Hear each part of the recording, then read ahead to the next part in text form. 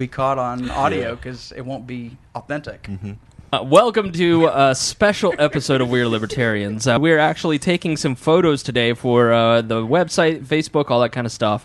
We have dressed in our cult outfits of a black shirt and khakis. We were going to wear jeans, but I don't own jeans.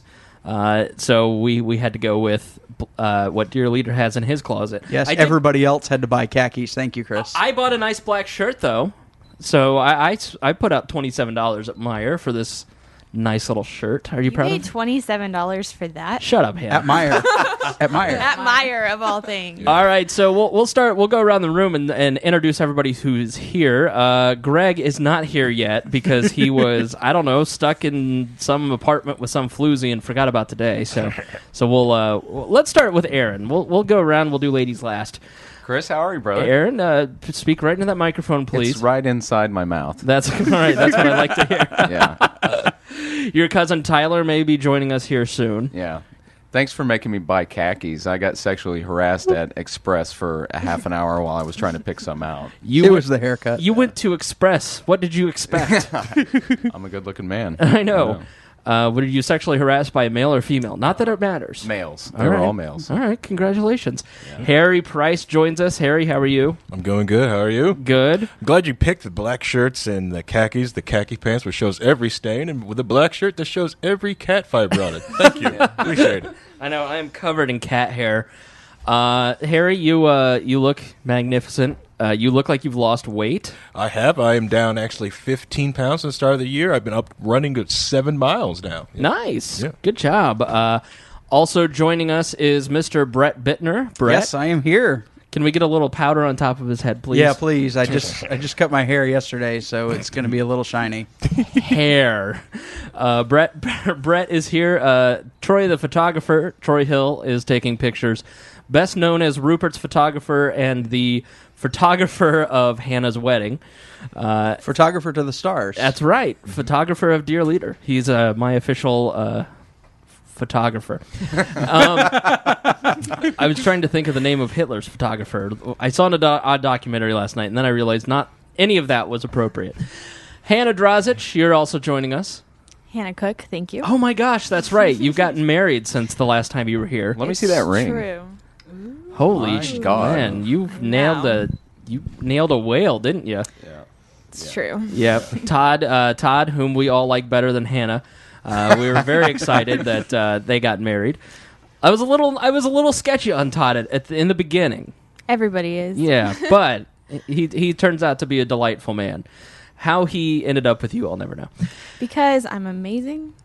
Hannah hasn't been on the podcast very much because of our no abortion policy. We don't talk abortion on the show anymore.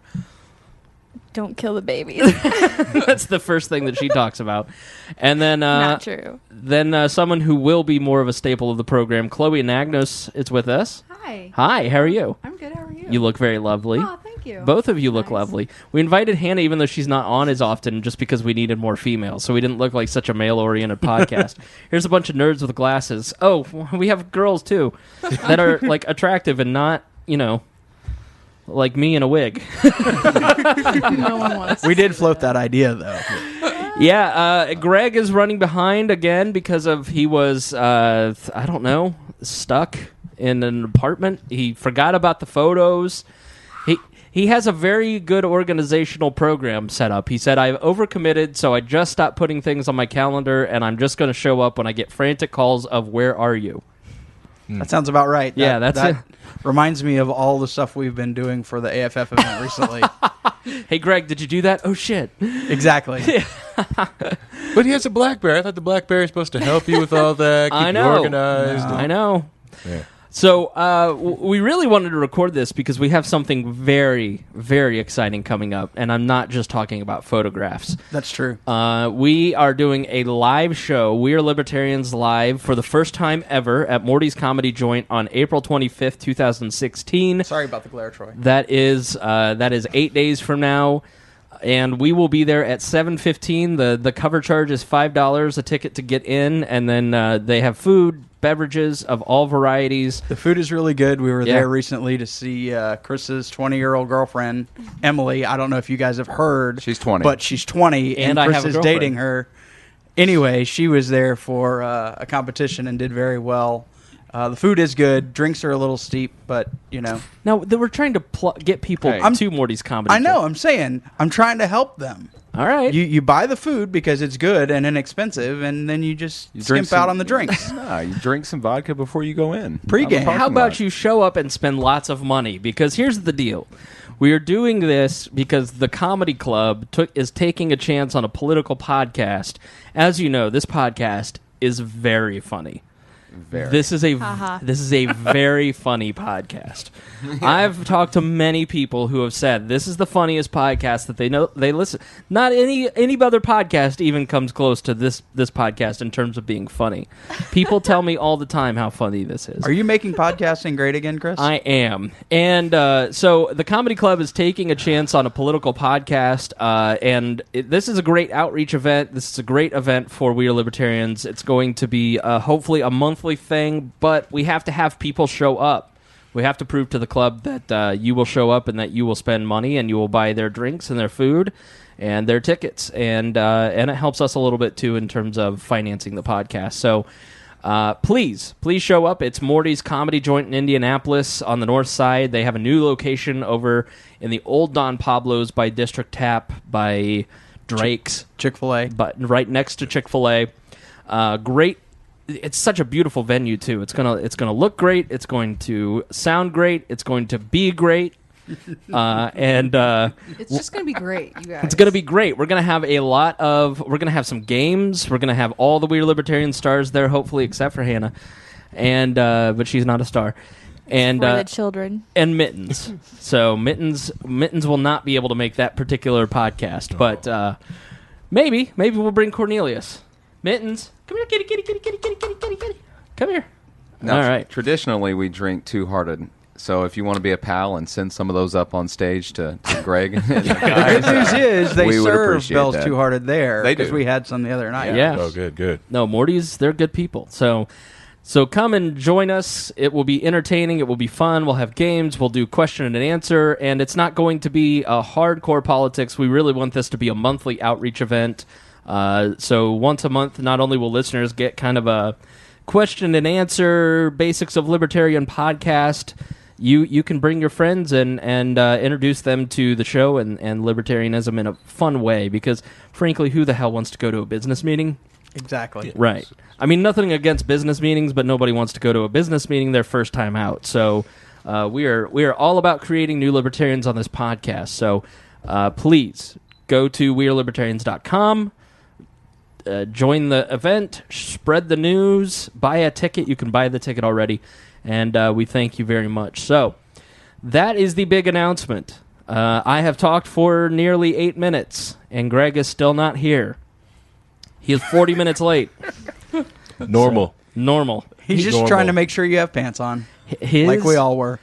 Well, Troy said he was going to show up a half an hour early. And That's always a mistake. I was so buck-ass naked at 1:32. He has time to make memes, though. He has time to make that kind of meme. Of course. That is an offensive meme. No, don't take a photo of that. That's offensive. It's memeception, dude. I know. So, I what? really hope he's bringing alcohol with him. There's You probably can't beer buy in the alcohol fridge. on Sunday, you know. You Yeah. can get a Well, growler. you can get a growler, and there's a brew house right here.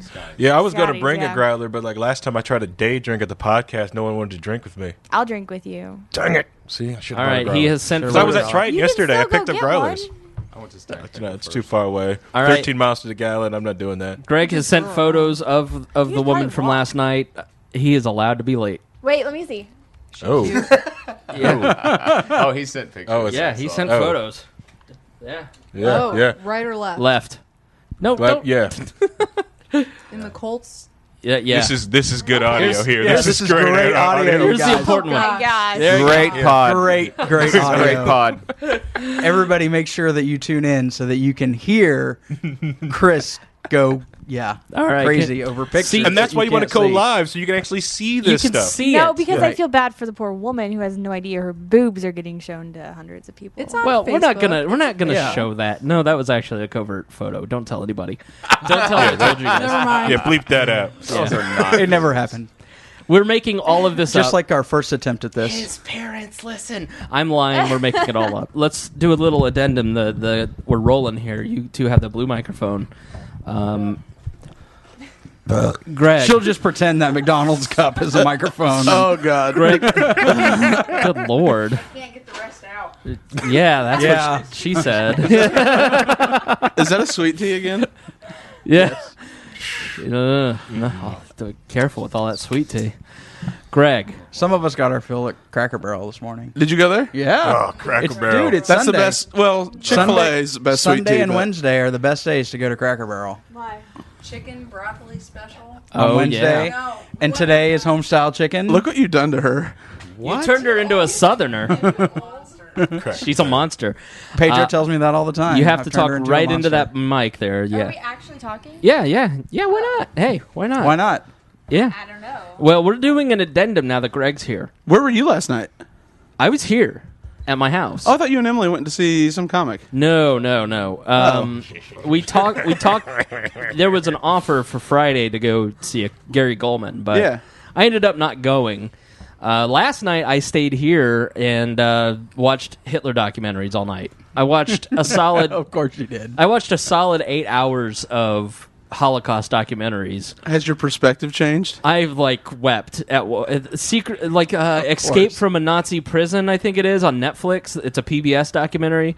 The blue cover, brilliant, great documentary. Huh. Yeah, I watched Hitler's Children, about the children of the descendants of Himmler and a bunch of other. Because his family members all took a pledge not to procreate. Yeah, and so the Goering kids, there's 2 Goering descendants left, and they both had themselves fixed. So they can't. They had themselves sterilized, so there won't be another Goering. From the bloodline. Right. I'm about to get snipped myself. You are? Are you? Yeah. Did you mass murder 6 million people? Not yet. What? Just on social media. Well, there's been a lot of talk, Greg, about where you were last night. We only talked for about 15 minutes about it. Right. Don't worry, your mom's just I know. Do I have to edit that out? Is it a secret? You're so shady about your... I share everything about my personal life. Everybody knows everything, and you are the exact opposite. Well, I don't. Part of being a gentleman and a good person is not necessarily sharing your How dare you? what you do. No. That was a shot. No, it was not. That was a shot. Because you have a very wonderful girlfriend who's quite nice. So I don't mean it that way. I don't know. I don't know what it is yet. I barely remember it. It'll come back in bits and pieces throughout Yeah. the week, right? Already happened. I left and Do I need to get Already a came Polaroid back. camera so you can start taking pictures of the things? thing is, we're not social media friends on any platform. So, Oh, no. I was checking for tags like, oh God, and friend requests, and I'm like, okay, we're good. Because I know how you two are. You and Aaron, as soon as you add a female on Facebook, you two immediately. Oh, add. we want to know the deets. total creepsters and then go straight to their oldest selfie you can find. and like it. And like it and hit LOL. And then I'll get Just messages with a girl that I used to date from Avon that you fell in love with. Yeah. Yeah, and all of a sudden you were like besties and commenting on everything on her social media. And then if it hadn't been for that one foreign dude, we would have fell in love. Oh yeah, I remember. And then there Is this how Amir came into the whole picture? No, that came from Aaron's Just checking. extroversion. No, Amir's in love with me. he is. Amir does have the hots for I thought Hannah. Hannah was going to just run away Yeah, at the he- church just with her wedding He dress. was convinced I was going to marry him. He was going to talk me out of marrying You were going him. to be his Syrian princess. Apparently. Did and, not happen. and there's a past relationship magic. where Aaron friended the girl just because he knew it would trigger me. Oh yeah. I mean, it was a straight up. And you wonder why I keep things quiet. Yeah. Like with you two as 4 friends. hours. Exactly. That's why I don't share a single thing, because I know immediately you're going to be like, oh, you should come to Liberty and chill. Greg's been avoiding you for a month, but yeah, why don't you come? We'd love to have you. Straight up aggression from Aaron. I know. He is a terrible troll. I added his mom You did. and Jeff Everett's mom. Jeff Everett's mom is the sweetest lady She on the is. planet. Yeah. I don't know. Your mom's up there. Oh, yeah. I mean, I'm partial, so I can't speak to, you No, know. I will put you out. You don't have to say anything. His mom is wonderful. She is. Yeah. Both parents are really awesome. Yeah. Yeah. Thank sit you. with them at I- AFF events. she goes and, When and hangs out with the two remember who Republicans. they are. When I right. remember who they are. She Yeah. looks at them and she Okay. goes, "So, What's your deal? What's your deal? Hi, I'm guys, Chloe. like- Nice to meet you. We met I 4 know. months ago at the last event. Thanks. Isn't it crazy how like you are very accomplished in pageantry and social settings, and then you're introduced to a new person one-on-one, and it's like, hi, how are you? What's your deal?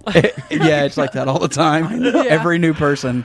Every new person. Do you do well in pageantry events when it's like your turn to Do Yeah. you always say world peace? That seems to be like what everyone wants. No, I pull the whole 9/11 from Family Guy thing.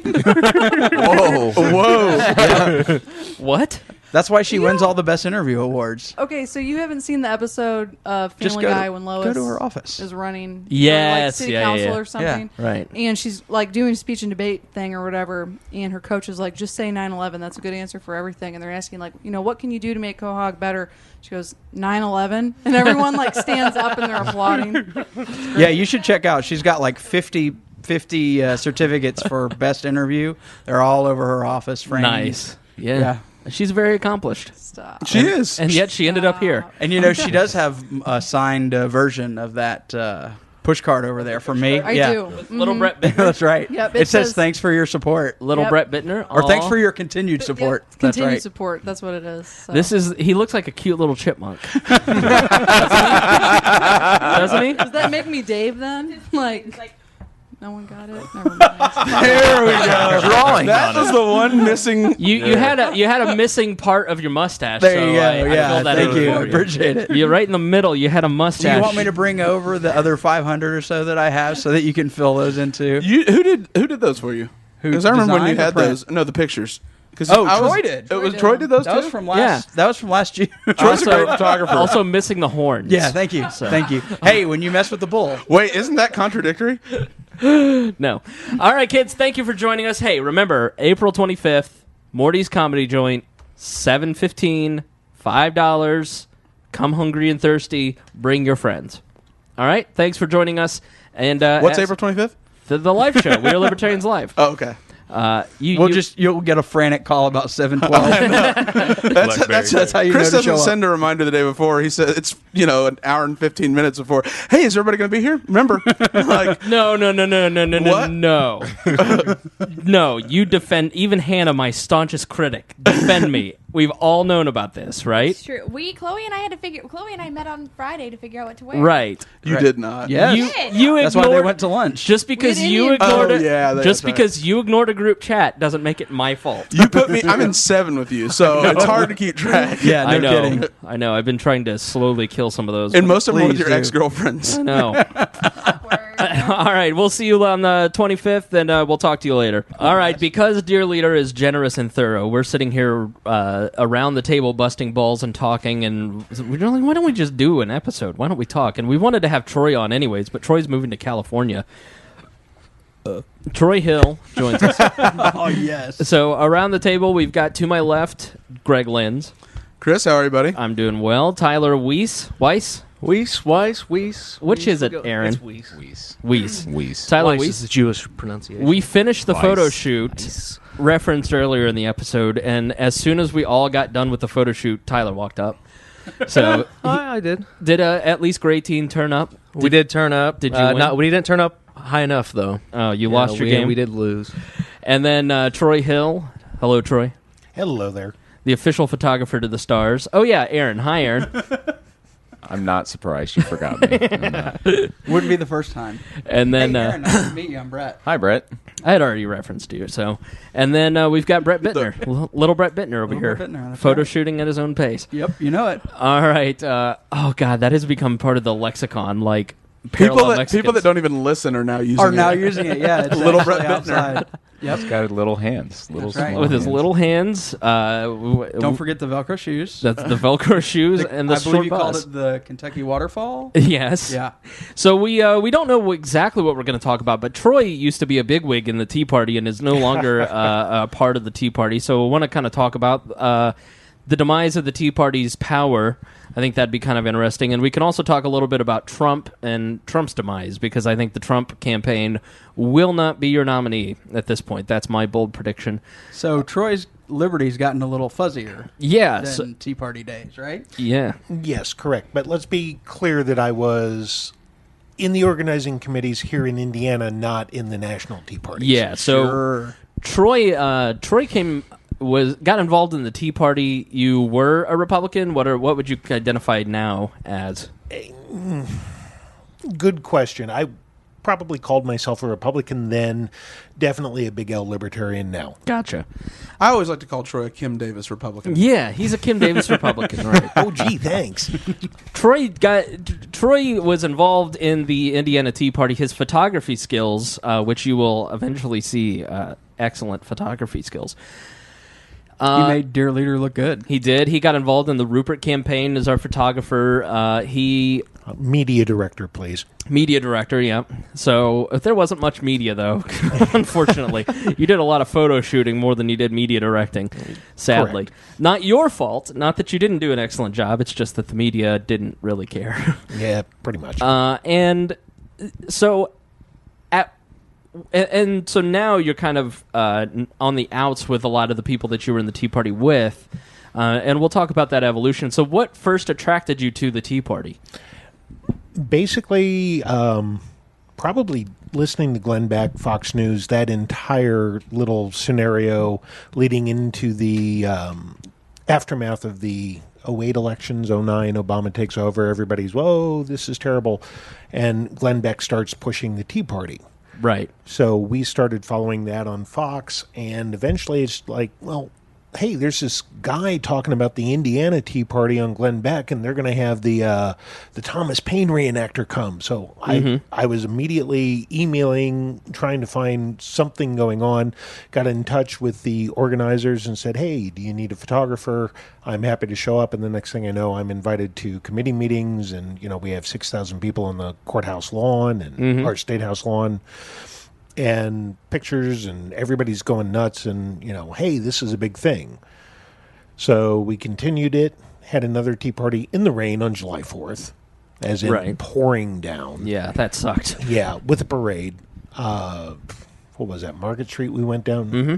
And, no, not Market. We went to White River Gardens, or White River State Park, sat in the rain. We had maybe 1,000 people on the march. We had about 50 stay for the actual program. Right.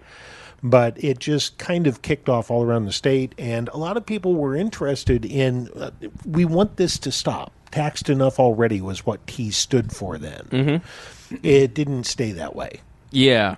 You got involved in a Senate campaign. Richard Bainey, he lives in Costa Rica now. He drank the Beck Kool-Aid and moved to Costa Rica. Well, he did come back. He did. Okay. Yes. Right. He and his family did move back here. Great guy. Yeah. But being one of 4 Tea Party candidates trying to get what's now Coates' Senate seat, right, and nobody wanted to listen to the Tea Party guy. We had all these big name people like Stutzman. He was, a state senator? Yeah. I remember talking to Marlon Stutzman in 2010 for the United Liberty podcast, where we were doing some Liberty candidate interviews. And I thought, wow, this guy really should kind of stick to what he knows rather than trying to run for something like the Senate. He was a farmer then. And now, 6 years later, he's running for Senate again. Yeah. So Troy, you move on eventually. You get it. You fall in with us. And where did you get your star falls? So where did you start? When did you start to feel like internally in the Tea Party that things were heading in the wrong direction? It was actually interesting on the Bainey campaign. We were going through northeastern Indiana. I forget which county it was. But we were doing small town halls where we'd go to the Tea Party or Liberty group meetings up there. But the Liberty was directly connected to the Tea movement. Right. And one of the precursor questions to the Trump movement was always coming up. What are we going to do about these illegals? And Bainey, to his credit, I loved his answer. He said, we just cannot round up whatever the number was, 6 million illegals. We are not that kind of people. And one woman stood up and said, you remember the Trail of Tears, don't you? Oh, boy. And that was just kind of an eye-opener for me. And I went, and and Richard, to his credit, was like, we are not that kind of a country. So, standing up for Richard there, he was a great guy on the issue. But on the way back, we had a discussion, in the campaign mobile, the borrowed van that we were driving around the state in. And he's like, I don't know what to tell these people. I can't connect to them on that issue. And now we see what does connect. Trump with build a wall, build a catapult, whatever it takes. Yeah, it goes as racist as possible in my view. Like the whole notion of building a wall is very. Listen, I spent, as mentioned earlier, all of the last weekend watching Holocaust documentaries. So I'm disposed to think that, or inclined to think that Donald Trump is Hitler, but. Literally. Yeah, but you do when you move in those circles with the Tea Party people, you do when it comes to Muslims and Mexicans, there is just it's flat out bigotry. It's not a matter of policy as Greg sees it, it's bigotry. It is, but here in Indiana there is a very deep religious undertone to it, especially in the Muslim interests.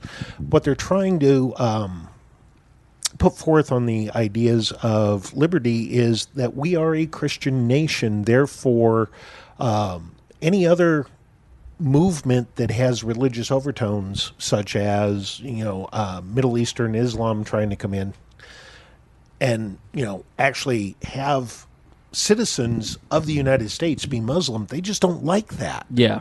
We're a Christian nation. You're welcome here as long as you follow Christian laws. So and we're talking. Let's define the Tea Party. I mean, the Tea Party that I went to in rural and central Indiana.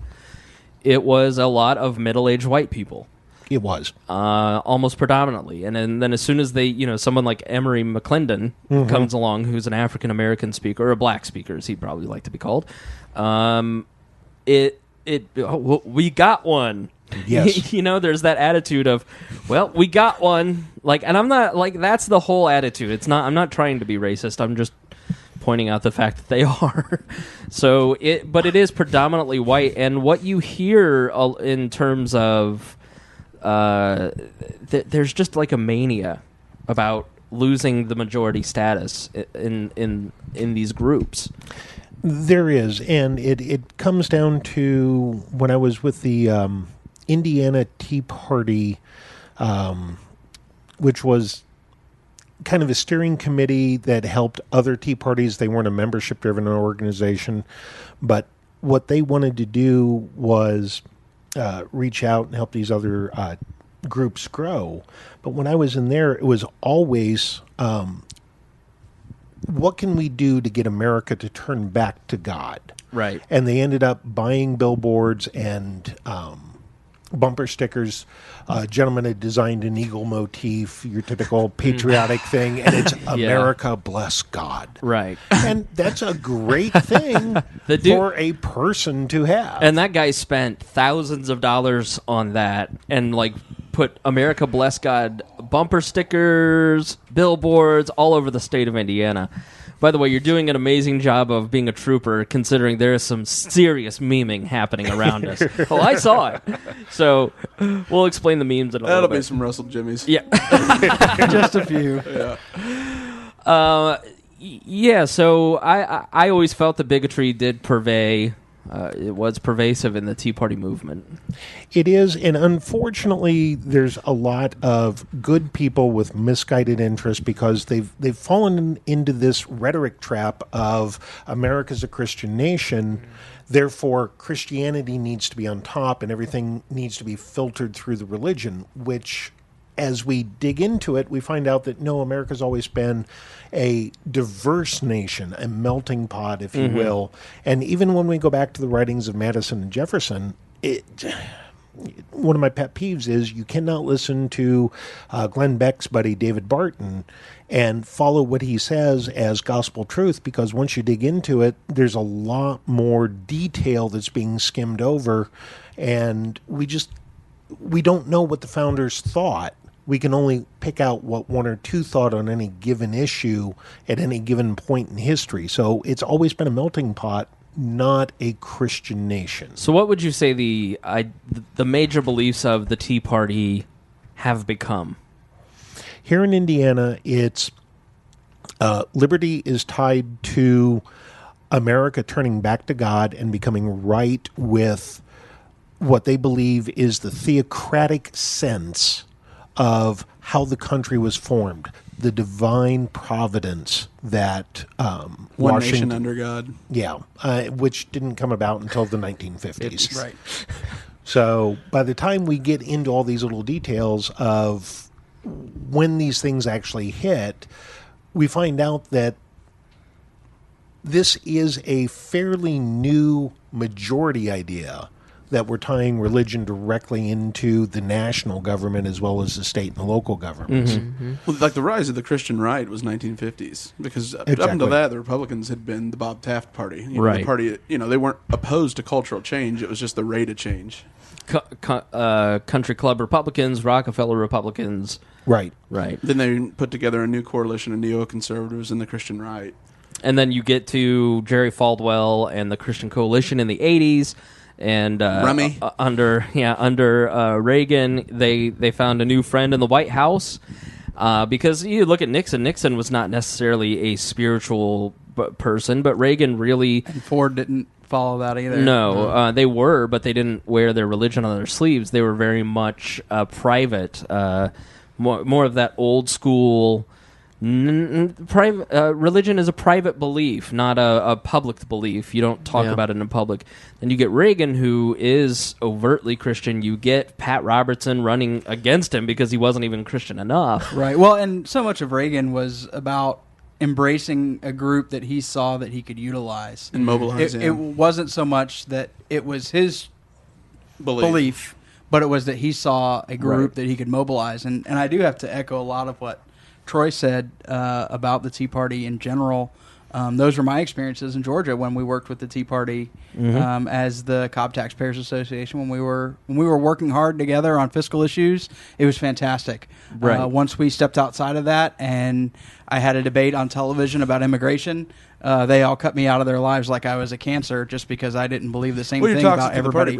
About everybody having to go back. And you make me feel very unwelcome. Yeah, so you find that once you really got into the beliefs of, I was at all the major founding meetings of the Indiana Tea Party here in Indiana, because they thought, well, all right, well, libertarians on economic issues were very similar.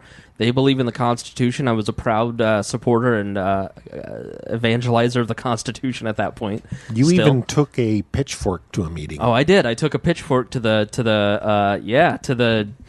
what was the Glenn Beck, the first one? 912? 912. The 912 Project. Well, We surround them. I was actually in D.C. for 912 back in, was that 2009, I think? Where it was all about fighting Obamacare. Yeah.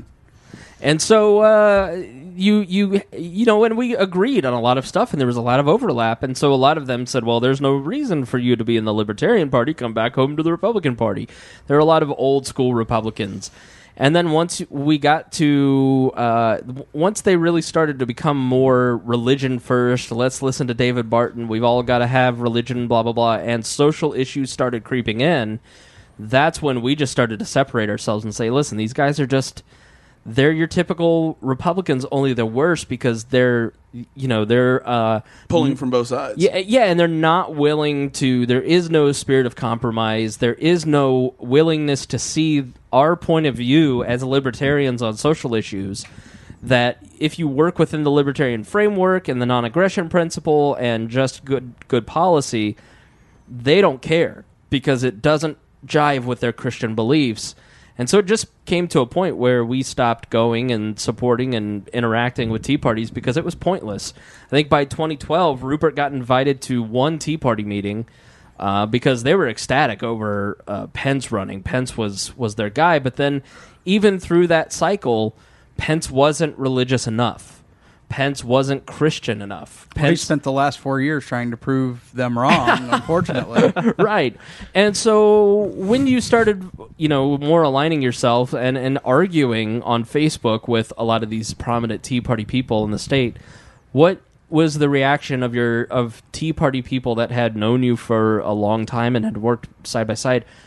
How did they treat you?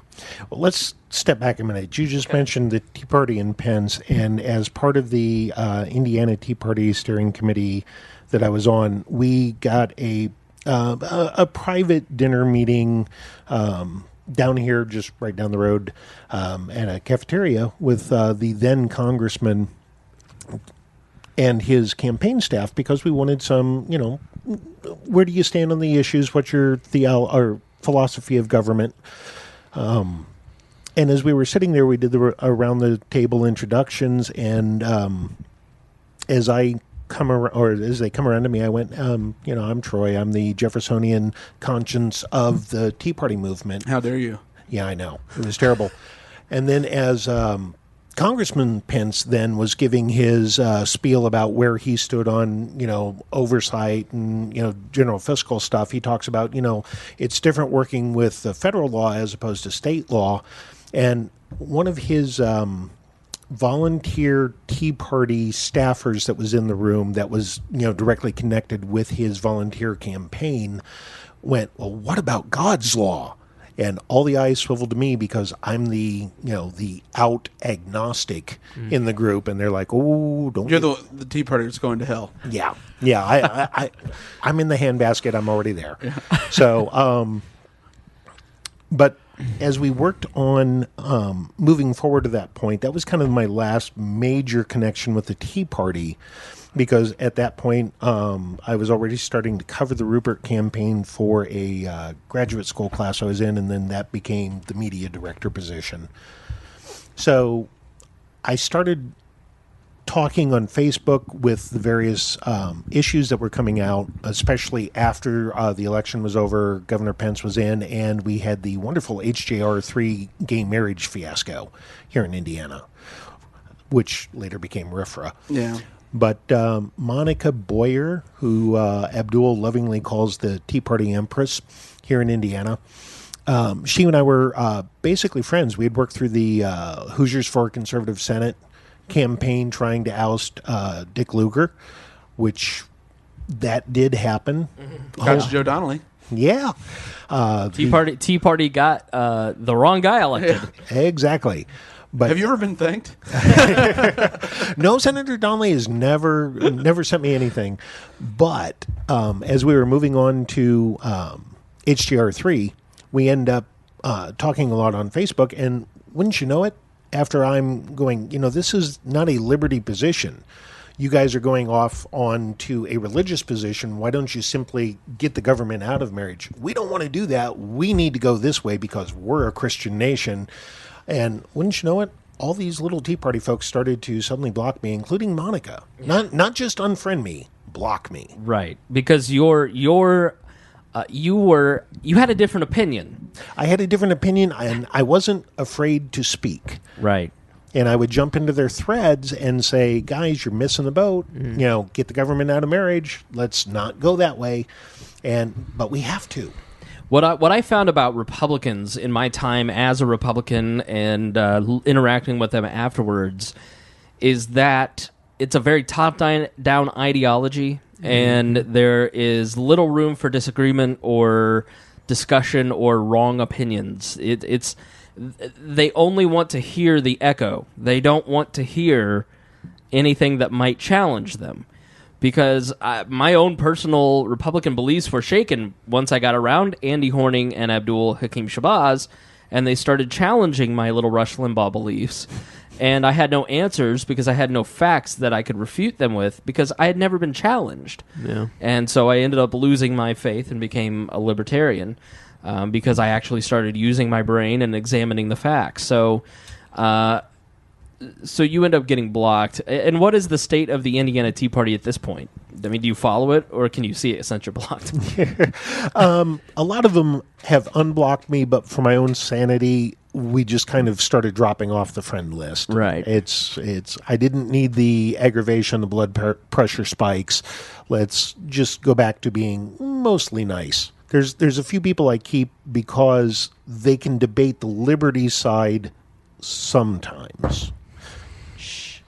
Just had one recently where the word unnatural keeps coming up about these bathroom bills. It's unnatural for a trans person to use the It's restroom. unnatural to use the restroom indoors. Right. Personally, Throwing that out there. Toilet paper's unnatural. Yeah. I use the women's restroom at gas stations because they're cleaner. I poop in the women's restroom at work because it's cleaner. Yeah, so I You're both terrorists. I do it because I don't Apparently. recognize gender. I'm that progressive. And the Tea Party hates you. I only recognize this bathroom as Z. Oh. XE. So let's talk about presidential politics. So now that we've kind of talked a little bit about the Tea Party, I find it interesting that there is a schism because few Tea Party people went for Rand Paul. Most of them have gone to Ted Cruz or Donald Trump, which is really interesting to me because Donald Trump is not Christian. 2 Corinthians, he, just quoted his favorite verse as, Corinthians 2. He's with them on the immigration issue. He's actually, what I honestly think happened is Roger Stone, who was in the Libertarian Party for the last 4 years, helped Gary Johnson in 2012, was a close friend and probably still is a close friend of Donald Trump, became an early advisor. There's some dispute as to whether Roger was left on his own or was asked to leave. But I think Or Roger still involved because he's He's his friend and his advocate. He's but now there was threatening delegates. Well, what the real problem was Trump refused to run a regular campaign. Right. He wasn't going to give him money to do polling on issues and testing. He's like, Right. I'm not market testing what I believe. Right, and he also Roger's wasn't well, worried then I'm about not a ground wanna be- game. Yeah, I don't want you to. Then I'm not. I don't know that I'm going to be effective. And how can I Right. even help you if you're not going to run a regular campaign? And so, Roger, having been around the Libertarian Party for 4 years and around Tea Party elements, probably said, listen, immigration's a huge issue, and this is what people say, and probably is the one who has set a lot of the tone for what Trump is doing because, Roger Stone set the market, and then Trump just went to do the marketing. Stone is, I don't think he's affiliated with the Libertarian Party at this point. I think he's actually running for U.S. Senate in Florida again. All right. Well, there's a lot of... we'll talk about Roger Stone some other time because I've got a lot of stories about that guy, but I just think it's disgraceful that he's threatening delegates on the behalf of Trump. But Trump has gone full immigration, and he's not really tried that hard to pretend that he's religious. But people like Jerry Falwell Jr. have lined up behind him. When Ted Cruz gave the speech, Ted Cruz really, to me, seems to be the official messenger of the Tea Party message. He is a dominionist, which define dominionist, please. Oh, good question. Start with Christian nationalism, which is the idea that America is founded as a Christian nation and biblical principles are written into the Constitution. Okay. Take a smaller circle of those people, and it comes down to they believe that, Genesis 1, 22, 26, somewhere in there, that man shall have dominion over all the plants and animals. And basically, they've extended that to the U.S. shall have dominion over the world because Jesus is about to return, and the U.S. shall be the sword arm of the second coming in the final battle. Right. Which Sounds reasonable. sounds like Christian Sharia law, to be quite frank. And Ted Cruz really is speaking their language. Cruz is somebody who, we heard from the president of FEE, F-E-E, the Foundation for Economic Education, Larry Reed, really good guy. said that Ted Cruz, as a high schooler, took FEE courses, and he was one of the people selected by FEE to memorize and study the Constitution and then go out as a student ambassador and evangelize the Constitution across the nation. It's really in his DNA. And to me, it's always been an interesting dichotomy that the Tea Party is split between Ted Cruz and Donald Trump. I don't quite get it. Do you guys have any idea why there is that split? Because it seems like they should all just go to Ted Cruz. I think they're all, from my perspective, they'd all go to Donald. Because it was an outrage thing. It's it was outsider first, not Christian. It became, it adopted that sentiment of Christian providence, but it more than anything was that listen, no, we don't have a voice, we don't have access, we don't have the ability to influence the laws we want. They were pissed off, and they don't trust anybody that's ever been involved in politics before. Yeah. Well, after seeing the numbers of the initial Tea Party groups, the tax day rallies back in 2009, that was a massive turnout. And that was a coming together of Union Democrats. That's his delegations, the Donald Trump delegation. Yeah, but it was also the right-wing conservatives. It was a strong libertarian small L presence. And as they started to advance more and more into policy and how can we affect the election outcomes, that's where those sideline groups started to fall off. And the Trump delegates, or the Trump following, is coming back in. They were the ones that fell away because to them immigration and strong foreign policy was the idea that they wanted to go for. It's American protectionism. Peace through strength, and then isolate. Still have immigration, but let's be more strict about who we let in, and let's track the ones we have and haven't tracked. Right, but it was the religious right, the Jerry Falwells, the David Bartons, that the Glenn Beck movement tapped into, and those were the ones that were already organized. The Ralph Reed Christian right was already organized, and they knew how to do this. He with a plan, that's who dictates. Exactly. So these people became activists again, led by a few that knew what was going on. And as the Tea Party moved forward, all these side groups kept dropping off, and you were left again with the Ralph Reed Christian Coalition type groups. Yeah, and just the ones that were least hostile to that stuck around in the name of, we can compromise on this as long as we get exactly. And the social issues became the strong foundation of where they were going with their agenda.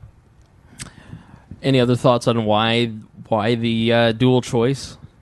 It's actually mind-boggling to me, but the thread that I see for both candidates is seeing the anti-Muslim, anti-Mexican sentiment. I mean, it really does, like that. That's the thread that holds them together in supporting either of those two candidates. Cruz's ability to speak Spanish, of course, excluded. And Canadian. Yeah. Well, Spangle speaks Canadian too. But that's kind of what I see, and when we were working together, like I said, when we were working together on tax issues, when we were working together on spending issues, it was part of a broad coalition. Ironically, it was the establishment Republicans that we were working againit. It was the Tea Party, John Boehner, and right. Well, who was the guy from Virginia, Cantor? This is a little bit more local. But what it was essentially the Democrats, the Tea Party, and the Libertarians who were fighting a tax increase, and it was the Country Club Republicans who were promoting it and talking about how conservative it was to raise taxes. Ironically, it's the right thing to do. It is the right thing to do, as long as it's local. And but then when we started, when we went beyond that, when we started talking about other things, they were still on our side when it came to the Brave Stadium and the taxation and bond referendums there. When it came to some of the school referendums that we were talking about, they were on our side there. But once you stepped outside of their little circle of ideas that it was okay, you became the enemy. You know what was really interesting about them, too, is that there was no coalition building on issues like a stadium or whatever. Well, that was because we were building. Ours was a coalition that we built, and we held our meetings separately. Yeah, here locally, when we tried to do joint events or we tried to do joint projects, the various Tea Parties, and there were, how many Tea Parties would you say there were around the state of Indiana? There were 92 counties, and most counties had one or two, so probably in the 140 to 150 range. I think that's what we had groups represented at Hoosiers for Conservative Senate when we did the final, let's pick somebody to run against Lugar. And there was a lot of warring between those groups, a lot of ego, a lot of you're not pure enough. And a lot of people who just... the Libertarian Party became a bastion. Like, people would come up and go, well, I tried to go to a Tea Party because they're Republican, but they're crazy, so I'm going to be a Libertarian. And so we actually could say, hey, we have, the corporate, Libertarian-leaning guy who is a white-collar guy, and he's joining the Libertarian Party because the Republicans are too crazy. But when we would try and work with these various groups... on various issues, they were very suspicious of us, like we were trying to take them over. And it was kind of like, well, you'd have to let us take you over if we were doing that. No, we just want... They were very suspicious of us. They were very hostile to us because we weren't Republicans. Even though they were very anti-Republican, they were very anti any political party. And they also just didn't want to associate with anyone that wasn't 100% Tea Party according to that group's ideology. And back in the Senate race, what was that, 2010? Yes. And we had 4 different Tea Party candidates running. Which one's the right Tea Party? Right. So was it the Stutzman, the state senator? Was it former Congressman John Hostetler, who was identified in, I can't think of the name of the book right now, as one of the 2 Dominionist senators or Congress people from Indiana. Right. Our current governor was the other. Yeah, nice. So let's move on to the presidential race, because I think what it's going to come down to, Wisconsin was a big victory for Ted Cruz, and there was a big victory in, was it Nebraska? What was the one from this weekend? I want to say it was Wyoming. Wyoming. They're not really elections. Colorado. Yeah, They're not letting people vote. They're Then just you have the saying we're not Colorado- voting for Trump and pledging to someone that wasn't voted Well, on. and you had a bunch of district delegate allocations happening in Virginia and other places around the country, which was very odd to me. And you also had the Georgia, the district conventions that were happening, where they were being picked off and targeted. right, and you saw that essentially Georgia became 14 districts for Cruz. That happened in Colorado. There were basically 8 separate elections. Ted Cruz went to the state convention and spoke. Donald Trump declined. Ted Cruz ended up winning that vote. And really what it's come down to is what I said to Greg months ago. The problem is that Donald Trump doesn't understand ground game and isn't building a ground game. He's running a media campaign, and when you are running a media campaign in a primary or caucus election to get the nomination, that's not going to work. You can't run that mass. It's about organizing and collecting delegates and mobilizing those delegates and knowing the inside of the rules. And the Trump campaign over the last month, if I were a Republican, I would be very, very concerned about having him as my nominee, because I've seen nothing but incompetence in terms of ground game and trying to win an election. And the Democrats are going to jump all over that because they have get out the vote covered. We've talked about Hillary Clinton, having one person talking to a caucus goer 30 times, and then that one person is basically the shepherd, quote unquote, to get that person to the polls. And really, ground game wins elections. So I think it's going, if I'm a Republican Party person, I've never thought Donald Trump could get the nomination, although it got real close there about a month ago. But it just seems to me that Donald Trump is not likely to get the election because the party's looking at it and going, this guy doesn't have the organization it takes to win an election. When you have things like the Washington... They send out mailers to Washington delegates too late, and they end up sending it to Washington, D.C. instead of Washington State. So do you guys think that Donald Trump is in trouble and may not win the nomination? Well, I think when you're running in a convention-type atmosphere, and while this, for the Republicans, is a bit of a mixed bag because they have primaries and caucuses, and then you have delegate allocations that don't necessarily reflect the primary outcomes, you really do need to know the rules. And that was one of the things that the Romney campaign and the McCain campaign really knew. They knew the rules. Is one of the things that the Paul campaigns also knew. They knew the rules because they were running to make sure that they weren't shut out. And I think that it doesn't matter which party you're talking about. You have to know about superdelegates, Bernie Sanders. You have to know about running for convention delegates and showing up and meeting libertarians if you're trying to run for a libertarian nomination. And in the Republican Party, you have to know how the rules work at the convention. I think it lends itself very well to having a surprise nominee in Cleveland.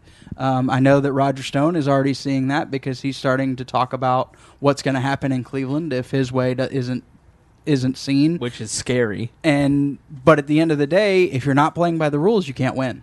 Well, when I look at the list of Indiana has something, I think it's like 57 delegates and you look at the people that have been selected from the districts and then the people who were selected by the party to be delegates, I know a lot of the names on that list by reputation or personally. And when I look at that list, it's a lot of people who put a lot of time and effort into their party, who are true believers of their party, and they're party-first people. That is the point of delegates. The party rewards the people who show up and work the hardest for the party. And that's the same in the Libertarian Party. Delegates are generally the people that are working the hardest for the party or have done a significant amount for the party in the past. So you get a lot of former chairs, former executive directors, former elected officials, people who just are who own consulting agencies who have elected a lot of Republicans through their work in the marketing of the candidates. You'll be happy to know that your good friend Bob Barr was nominated as a delegate from his congressional district. Congratulations to the Libertarian National Committee. No, the Republican convention in Cleveland. And so you get you regret bringing that up down, don't you?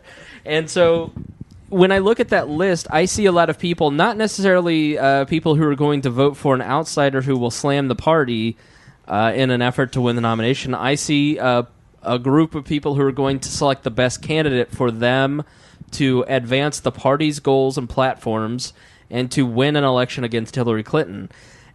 I don't think that people on that list in Indiana are necessarily going to choose Donald Trump at a convention. Now, the primary vote may go for Donald Trump, although it is starting to swing towards Ted Cruz here in Indiana. Oh, no, it's shut out. Is it? The delegates aren't going to pledge for Donald Trump in Indiana. He's not going to get any. How does that work? Explain that. They're going to suspend the rules. Oh, okay. That's what happened in Colorado. Yeah, That's happening in Wyoming. Like it's not that they don't know the rules; it's that the rules that are in place are being suspended.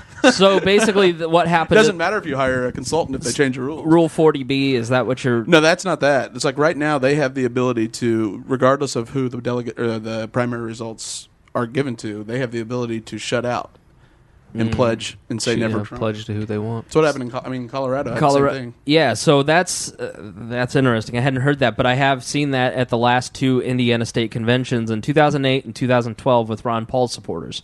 The reason that we have Greg Zeller as our attorney general in Indiana is that Mitch Daniels handpicked a guy named John Costas to be our attorney general. He had all the backing of all the political establishment, people like Bob Grand, who's the head of the major law firm that controls all the money in the state. He had Mitch Daniels. He was the sure bet. But Greg Zeller decided to run anyways, the cousin of Fuzzy Zeller. Greg also has a righteous mustache and is running for Congress in the 9th District here in Indiana, or the 8th District. I don't know which. The guy that came to save us from Tennessee. Waltz. Oh, yeah. Trey Hollingsworth. Yeah, Trey Hollingsworth. Trey Hollingsworth and Brent Waltz, who, if you are in that district, you should not vote for Brent Waltz. He's a terrible human being, and I risk a lawsuit by saying that, because he's that kind of guy. Don't forget about Aaron Houchin if you're going to mention everybody in that race. And so what happened is, in 2008, they changed those rules to keep Ron Paul delegates out, and if you know who Chris Faulkner of Faulkner Strategies is, you know he's not a nut. He's a very established, fantastic, direct mail marketing guy, campaign strategist for a lot of Republicans, even Romney and up. I mean, he personally told me they shut out 300 delegates, and it's the worst mistake they ever made in 2008, because all that did is that motivated all those young Ron Paul people to not be Republicans and start being independent, libertarian thinkers. And I remember covering the 2008 convention here in Indiana, and people coming up to me crying, saying, "You've got to cover this. You've got to tell our story." And I did, but I had a blog that had 50 people that hit it every day. I'll see if I can find the post from Eric Rowe that kind of outlined exactly what had happened, but and posted on We Are Libertarians, because you have to understand what is happening to Donald Trump people. They think that it's new. But this happened in 2008 and 2012 to Ron Paul delegates. Absolutely. They were shut out, so Ron Paul didn't have a chance to speak at the convention, at both conventions. And so Ron Paul in 2008 held his own convention. He held his own convention with his own delegates, and it was awesome. Yeah, it was an awesome event in St. Paul. Yep, the Rally for the Republic. So And you can go look up the Rally Republican, see kind of all the details of that. So what do you think is going to happen, Greg? Oh, I mean, Trump. One thing that they're going to have to watch is Trump's going to get above 50% in New York, and then that means he'll probably get between 85 and 95 delegates there. Next one's Connecticut; he'll win there big. Right. So then he has momentum again, and so now, like right now, he's been in a little lull. Right. But they don't have the ability to block those. So then he has the ability to say, "I'm being unfairly discriminated against." He also has the ability to run third party and lose it for the Republicans, no matter what.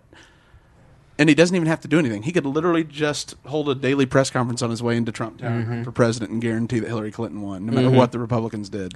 So we're moving into close primary states. Like here in Indiana, what that means is that you have to be a Republican to vote in the primary. I don't vote in the primaries just because I'm not a Republican. I'm not a Democrat. Well, and it's against the law for you to. Right. And that's technically how you register for a party. So that those states favor Ted Cruz because Trump pulls a lot of independent voters. Yeah. Now And crossover with the And Democrats. crossover, Right. But he's got Pennsylvania, New York, and Connecticut left. So if he does well in those, you're talking he gets to within 100. And I've always thought if he gets within 50, they'll gin up 50. Right. And someone that got 50 delegates will pledge to Trump, and that'll be probably his VP pick. Right. If it's 100, I think he goes to the first round. If he doesn't get it, then I think it's 81% are only bound after that, so 19% become unbound on the second round. And at that point, all hell breaks loose. Yeah. That's Because the it ain't Paul the- Ryan versus John Kasich kind of battle. And Paul Ryan's running. You think? Oh, yeah. As much talk as there has been about him, that has to be what the plan is for the non-running. If he would say he was, that gives everyone in the press the opportunity to start criticizing him. Right now, he's like the great Yep. healer. Yeah. Yeah. All he has to keep doing is saying he was not running. He was drafted, I got drafted in the God, same way he was for Speaker. Then he won't face a single Yep. negative attack ad within his own party. Right. That's smart.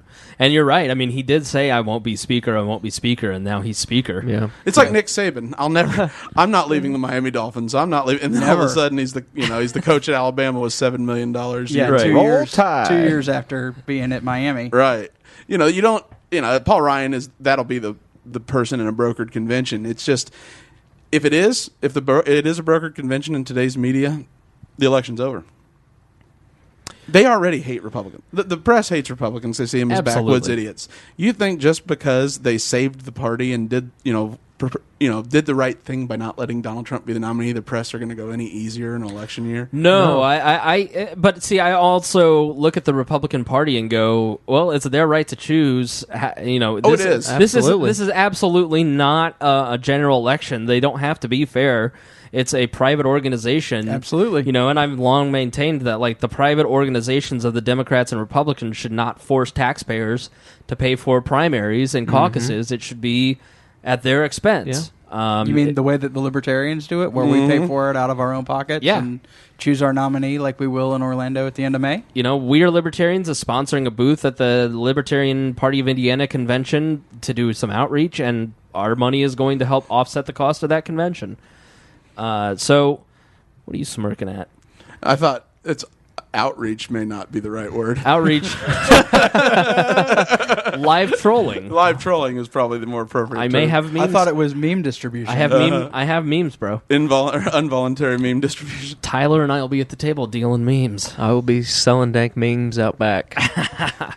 So yeah, I could totally see the Republican Party. I think the odds at this point in my mind are that Donald Trump will not be the nominee. What do you guys think? I don't know. It's too crazy right now to even make prediction. I don't know. Yeah. I think it all depends on where the next few states go, as far as how much what Trump actually gets, as far as Right. delegate. I have no thoughts to share on Trump. I have Thanks for being here, Aaron. Yeah. 47 minutes in, Aaron said like 5 words. Thanks. He's not used to having a microphone, to be fair. I mean, Yeah. you normally don't let him. He doesn't want America to be great again. He doesn't. I want Jeb to get back in the race. Troy, who do you think is going to be the Republican nominee? Interestingly enough, I think Cruz is going to pull it out, and I think that'll be the death of the Republican Party because at that point, it's the Ralph Reed religious right, Glenn Beck faction that takes control of it. And It's a southeastern party. Yeah, That's and it. the establishment will pull out, and we'll have the Whigs all over again. Yeah, if there's a book called Lincoln's Melancholy that I read that I love that book, and it's about Lincoln's struggle with depression throughout his life, and they basically talk about the rise of the Republican Party in that book as well. And one of the striking parts, I remember listening to this in 2010, 2011, and they talked about how nobody wanted to identify themselves as a Whig. There was always a qualifier on it. Well, I'm a conservative Whig, or I'm a Ted Cruz Whig, or I'm a Donald Trump Whig, or I'm a Donald Trump Whig. Yeah, and That's real. so. And that reminds me of the Republican Party. How many Republicans? Well, I'm not a Republican. I'm a conservative. I vote Republican, but I'm not a Republican. And it only comes down to people that earn a paycheck directly from the Republican Party that are proud to associate themselves with the Republican Party. A lot of that is because of the media, but I do think that we're seeing the last death throes of the Republican absolutely. Party, and I think a lot of it was caused by gay marriage. That's why, like, if you take out So Donald that's Trump's... why they were trying to make it illegal. They wanted to keep the party intact. Right. Got it. Yeah, while they wandered off to irrelevance and electoral defeat. But, that's... If you take away Donald Trump's antics, he's everything the establishment Republicans have ever wanted. He Right. brings in brand new group of people and huge... No other politician in America can have 10,000 people show up at a rally over 3 times a day. Yeah. Yep. And that's just not possible. Hillary can barely get 80. But how do you deal with, if you're a Trump supporter and you're a delegate choosing Trump, how do you deal with the fact that his presence on the ticket directly impacts those down ballot races and you lose the Senate and Congress? His presence, his negatives are...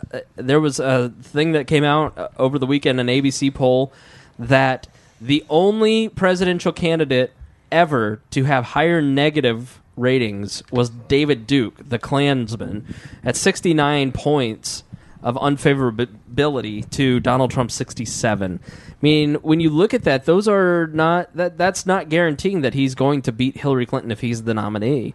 He's the only one to me with a shot because he takes away the largest block of her voters. Yeah. White union males. Yep. They're not going to vote for her. And this is an election I don't think that's going to be about swaying moderates. With these two candidates, there's no way. So it's going to be entirely about turnout. Yeah. And so you might only have 45, 46% participation because people will look at it and say, God, it's Hillary Clinton and Donald Trump. Yeah. I'm staying home. Have that. I'm not going to take the time off work. The Tea Party is great at turnout in their rural areas. So they won't be able to compete in the metro areas, but out in the sticks and the boonies, the Tea Party will get them out for Trump. He will be the chosen one of that group. He's getting record turnouts in every primary. Yeah. Without having a ground game. But if you make Kasich the nominee, aren't you going to get Republican turnout because they're against Hillary Clinton, and you have more of a chance of crossover for moderates and independents to the Republican Party? Like the American electorate, 7% independent. So realistically, you can bet that 5% might sway towards one nominee, like in the case of Obama versus Romney or Obama versus McCain, or 4.5, really, 4.5, 3.5, or 2.5. This election in my opinion, it isn't going to be that because the moderates are going to stay home. Yeah. Well, and when you run a moderate candidate like McCain or Romney, we see what happens. They get their ass kicked, and John Kasich loses. No, I mean, he can pick Marco Rubio. Marco Rubio in his own primary got 2%. Yeah. I mean, and then he's not. Jeb Bush won't accept VP. Yeah. So the old way for the Republicans to win is Ohio and Florida. Yeah. But that is rapidly going away. So they either have to shift west, and it have to be like a Gary Johnson coming back and Rand Paul if they want to have a future, or they have to take back the industrial Midwest. One candidate, Donald Trump's polling ahead by 1% of Hillary Clinton in Pennsylvania. That changes the whole game. Right. So is Kasich still in the race just to gather delegates and be kingmaker at the convention? He wants to be the savior that Paul Ryan isn't willing to say he's going to be. Right. He's still technically in fourth, isn't he? Really? Yeah, I think Rubio's still ahead of him. It's very funny. All right. Well, we need to wrap up because this has been an unexpected episode of We're Libertarians. Never expect the Spanish Inquisition. An organic episode. Grassroots, if you will. Yeah. Still ended up being like an hour and a half once I added all this stuff together. We can't keep it under an hour and a half if we want. So let's wrap it up. Give everybody the last word. Self-promote. If you want to plug your photography business, Troy, I don't know, you're moving to California, so if we have California listeners and you want the best wedding photographer possible. Sorry, that business is closed. I'm actually looking to teach college now, so I actually have a master's. But let me jump back and say the book that I mentioned earlier was Kingdom Coming by Michelle Goldberg. I think it was written in 2004. It talks about the Dominionists. Goldberg. That is a great read. Also, check out, if you're into finding out what David Barton stands for and how he maligns the facts and truth in his work, check out Liars for Jesus. Volume 2 is the better read by Chris Rada. All right. Liars for Jesus. Volume 2. You are really making Aaron happy right now. No, I've been silently rustled the whole time he was talking about. Oh, yeah. Yeah, the nobody hates Theocrats Christians earlier. more than Aaron. Whatever. Come on. Well, according to the Tea Party, I hate Christians badly, but yeah, I'm glad to know Aaron's the guy. You too. You're Christian. You're basically Muslims, but not. Pastafarian, please. A Pastafarian. Pastafarian. First Church of Reform. Yeah. I can't wait to get the strainer picture on my ID. Oh, yeah. Little Brett Bittner, please lay out what we should all do. Podcasting at our own pace. Well, I'm still trying to decide as I figure out which strings to pull for which thing, but feel free to follow me on Twitter. I'm at Brett Bittner on Facebook, facebook.com/Bittner for Liberty. If you guys are interested in one of the Freedom is my favorite F-word stickers that Chloe brought up on a recent episode, we still have those going on. Go to theadvocates.org/freedom-sticker. Is she a good assistant? Oh, boy, she is not going to like that you said that. I know. What's her deal? You'll have to ask her. You missed it earlier. I've been spreading that Chloe is Brett's assistant and not an account rep. Just she's the media director for the Advocates, and she is going to punch me in the face. I'm pretty sure. How do you like your coffee, Brett? Oh, see, I don't drink coffee, so that's a tough question to ask. All right, Aaron Ewart. Thanks for having me on. Thanks for participating. You guys are just overpowering here with all your podcast prowess. It's all of our influence. We can't handle it. Yeah. Plus, these topics trigger Aaron. I'm like a sponge, I'm just sitting over here absorbing all your wealth of knowledge. Periscoping the shit out of this. Yeah. Browsing dank memes. I did notice that you stole one of my memes and shared it on the Bob and Tom page, and it got like 3,000 likes. So You're welcome. That made me feel good. Which one was it? He redistributed it. It works. That's one of the funniest memes I've seen in a long time. Let's be honest. You didn't make that, did you? No. Yeah. So shut up. You didn't. Did Columbus make them? Anyhow, discovered it. I'm looking. IP. I'm just kidding. I'm looking forward to meeting everyone at the convention. I've never been to one, so. And he's very well behaved. And he's very in real life anyway. Yeah, and he's not nearly as toxic as Chris, Brett, and I. No. Yeah, we're very toxic. Toxicity. Tyler Weiss. Thanks for having me on. Thanks for letting me get a few headshots in, even though I was about 3 hours late.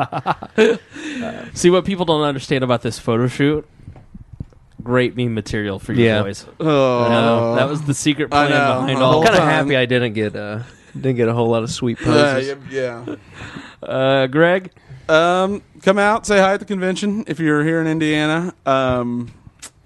Is there anything else? Oh, come out and see us on the 25th at Morty's Comedy Joint. We are Libertarians' first live event. Please, we really want you all there, and we want to prove this is. I'm like excited to see if anybody shows up. To be quite frank, like how many people want to come see a live political podcast at a comedy club? I'm hoping you all Uber in and get wasted with us at the. I'm buy lots of beer on a Monday night. On a Monday night, I'm truly Call in already right now for Tuesday. I'm truly expecting nobody to show up, so I'm keeping my expectations low. So I really I would love for this to be a monthly event. I think it's going to be a lot of fun, and we're going to plan. something. I don't know. Or we're just going to stand up on stage and do what we always do. Show memes. Make it up as we go along. A slideshow of memes. That's a slideshow of memes that Jeremiah Memorial didn't let me give out at the Henry County Convention. It'll turn into an improv podcast. I'm looking on Craigslist for projectors right now. You can get a pocket projector. You can get a projector like that attaches to your iPhone that's like this big. You could just have memes wherever you go. We're doing libertarianism, Live a history in memes. It won't be a talkie though; it'll be silent. Has the meme thing ruined your life as much as it's ruined mine, Greg? Not so much lately because I have more and more people. Well, actually, yeah, it did. Because just after that convention, someone was like, "Hey, man, if you get a chance, could you meme me?" And I thought, isn't that the most odd thing to be asked when you're leaving a convention? It would be such an honor if you memed me. Yeah, if you just have the time. And I was like, all right, okay. And people were so surprised at how well spoken and how great your speech was. If you haven't listened to the speech that we posted in the feed right before this that Greg gave at the convention, I mean, listeners to this program, they know how thoughtful and intelligent and well spoken you are. But people who just follow us on Facebook must think that you're just like some drooling idiot who just posts funny pictures all the time, not knowing some basement-dwelling anarchist with an internet point scoreboard in the background. It takes so much thought and intelligence and humor to create a meme that's actually good. It's hard. It is. It's very hard. And, and then people are like, I'm very impressed with Greg. He was really well-spoken and intelligent. Yeah. I was like, thanks. He's not a moron. I wouldn't let a moron on my podcast. The easiest way to get memed by Greg is to make one of him. Yeah, and that's how. I follow the NAP. Yeah. The MAP. Yeah, the MAP. Yeah, memes aggression principle. Yes, I will not meme. And the first meme I ever made of you was at your request. You wanted to be Ein Ewert. I don't remember that. It was when you had me first join the Brutalists, and you were like, "Hey." Because I'd made you as Joe Biden too. Then you wanted yourself as Ayn Rand. Yeah, and then I made a picture of your sister. Very progressive. Yeah. I made that of you after your change. Greg's transition was so brave and progressive. I make one little meme. He makes an entire character for me and whole Facebook page and trolls the shit out of me for How a is year Belinda and a half. doing? Yeah. Belinda's doing well. Did you happen to see her music video? No, I need to check that out. The best memes are the ones where Aaron is basically a terrible father, and his children. I learned my lesson hard on those. It's funny because it's not true. Yeah, that's what I had to explain. Is that I wouldn't do this if this was something that I actually believed. Aaron's a great dad, but the because he's always on the internet, the meme behind the scenes is that in the chats is that his children are thirsting for his time and his attention. We take every picture with his kids that he's not in, and then we'll draw a red circle of where Aaron wasn't. and we can't. His wife doesn't love that. We can't share them because her and the kids are off limits. Rightly so, off limits in terms of issues. But Daddy's on the memes again. The greatest thing ever is that we started joking about how memes, interchanging memes and drugs. And people have really bought Christine's mom saying, "Hey, stay away from the meme boys. Yeah, you'll get hooked on the memes." So it's very funny. It's a way of life. All right, thank you for joining us for this episode of We're Libertarians. We love you. We hope to see you on the 25th or at the Libertarian Party of Indiana Convention or at the AFF event on what night? The following Thursday? April the 28th. April 28th. Well, that's when the networking will start at 7. If you can't make it right at 6:30, we understand, but you may not see us right away because we're doing a little brief tour of the microbrewery at Triton. Cool. So please feel free to join us for an America's Future Foundation. Is he a board member? You would think that he would be able to get the name right. I just call it AFF. He just is like, are the Kochs funding this? I don't care what it's called. Just send the check. Yep, I'm in. And so thank you for joining us here on We Are Libertarians. We'll talk to you soon. And as always, we promise to do better next time. I'll get it right one of these days. We're only 147 episodes in.